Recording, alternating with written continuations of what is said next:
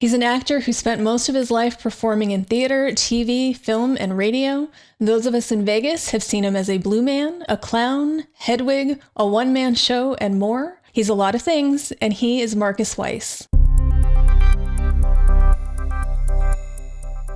Life of a performer is it can be so uncertain. It can be filled with, again, ups and downs, lefts and rights. It's completely unlinear, but so is, life a lot of the time. And full of disappointment. It's like you work really hard and there's a lot of stuff that doesn't seem like it's in your control, So there can be a tendency to feel disappointed. So this, you're always working on that. Like, I don't know, maybe it is, but if you graduate from medical school, you're not all of a sudden like, yeah, you're not gonna ever work. It's like, you're like, oh man, I did 2 operations this year. Oh, that was a good year for me. It's not, but like with actors, it's kind of like, hey man, I got a job this year. It's like, wow. Improv has that foundation of a yes and the mindset, which means that things that you see, things that you experience, people that you meet, conversation, situations, there's always a yes, I'm going to embrace that and I'm going to add to it. In other words, I'm going to take what's happening and I'm going to incorporate it. I'm going to welcome it and I'm going to change what my idea was. And I'm actually going to use that thing rather than use that thing, that moment, that person, or that person's input as a, whoa, I was doing this. Hang on for a second. Use it as, yes, I'm going to be expanded by that. And we're going to create something together that didn't exist before. So it's a technical thing, but it's also a mindset.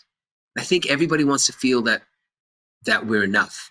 And survival aside, some people listening or watching might be going like, well, you have to make a living. Yeah, I understand that part. I'm just right. We're talking about that bigger notion of if you did less, or if you were sort of less busy, what would you be feeling? What would you be saying to yourself? Because it all starts with what you're saying to yourself, right? Feelings ultimately have to do with the story that you're telling yourself, the way that you interpret situations. Out of the comfort zone, I went, woo! It kind of like on a roller coaster. Because, there are those, and I'm working on it just like anybody else. There are those who consider being out of your comfort zone to be like a negative thing. And then there's those, and you can sort of train yourself to consider out of your comfort zone to be an exciting thing. Like, ooh, I'm out of my comfort zone. I'm going to be growing.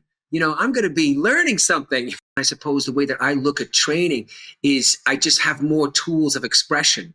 When I get a tool, or when I become aware of, oh, I can use my hand to do this or my fingers to do that, then that becomes just another way to express with more intricacy or with more detail. So I feel more empowered the more I learn. If we ask ourselves the right questions, or if we ask each other the right questions, we can get to the issues together. And if the intention of those questions is coming from I was going to say a loving place, or a joyful place, but even if it's just coming from a constructive place or from an objective place or from a place where we intend to solve things together, I think we can really go far. Whatever context that somebody might be in, whether it's a live Instagram video, or whether it's, talking to your family, or whether it's being an actor in front of 2,000 people, if somebody can find a way to express their voice, their story, their message, and connect with others so that they feel heard and seen and felt, then it will give other people, it will uplift everyone, but it will give other people a permission to do the same. I'd say the thing that feels good from the neck down, head towards that and keep finding a way to turn towards what feels good from the neck down. All the thoughts, and that's great. And the analysis of things, that's great. But there's a lot of ways to live your life and to create your path anywhere, but particularly in the arts and creative professionals. But what's important it's that it feels good in your whole self.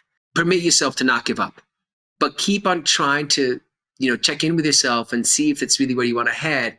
And then there's always a way.